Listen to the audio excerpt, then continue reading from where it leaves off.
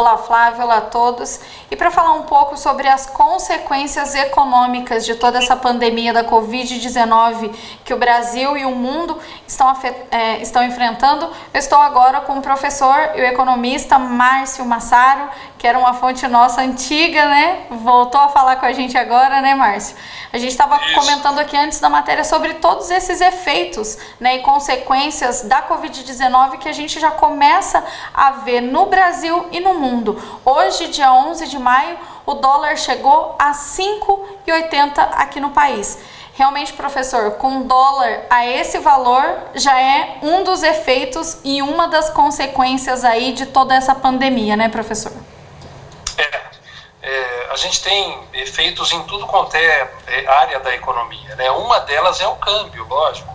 Uhum. E o câmbio é o que, assim, sobressai mais, mas, assim, eu acho que o pior de tudo isso nem é o câmbio, porque o câmbio, ele é volátil, né? Então, ele está hoje a um patamar muito elevado, amanhã, daqui 10 dias, daqui 30 dias, não sabemos, mas pode estar muito abaixo do que está agora ou pode estar muito acima.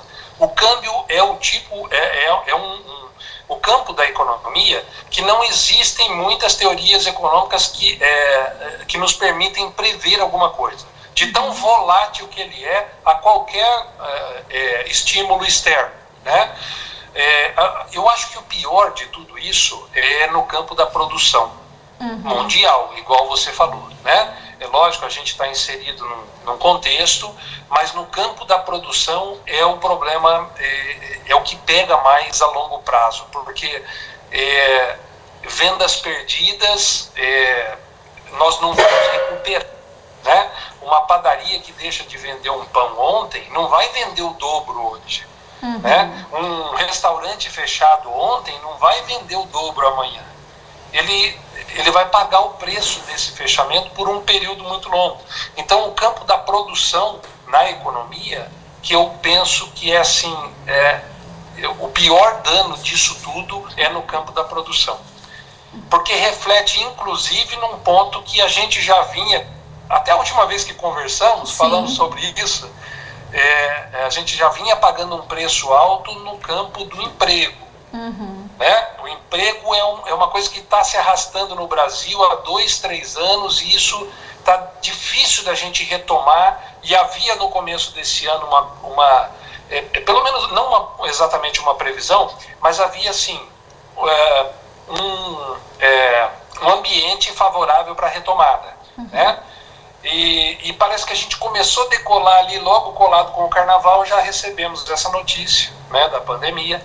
E isso daí veio como uma bomba para essa possível recuperação no campo do emprego. Professor, a gente sabe que os estudos assim, econômicos em relação a essas consequências da pandemia, eles são muito recentes, né? Porque a toda hora chega informação, né? Tudo muda de uma hora para outra.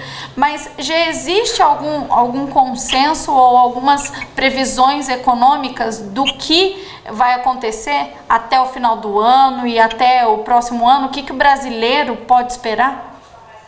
Então, no campo da medicina, que é o que está lidando na linha de frente disso daí tudo, a gente percebe claramente que tudo é novo para eles, né? Eles que entendem muito desse lado, né, do lado da medicina, das consequências, do tanto de tempo que vai durar, a gente claramente está percebendo que eles estão lidando com algo que eles mesmos não conhecem, né? Então, a determinação de até pouco tempo atrás era que usar máscara não era possível, que era ruim, né? Agora, a determinação de agora é use máscara.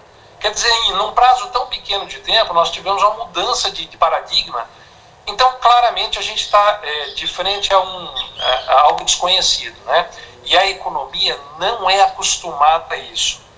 A economia é acostumada a calcular um risco, mas não consegue calcular alguma coisa que você não sabe o que vai acontecer amanhã.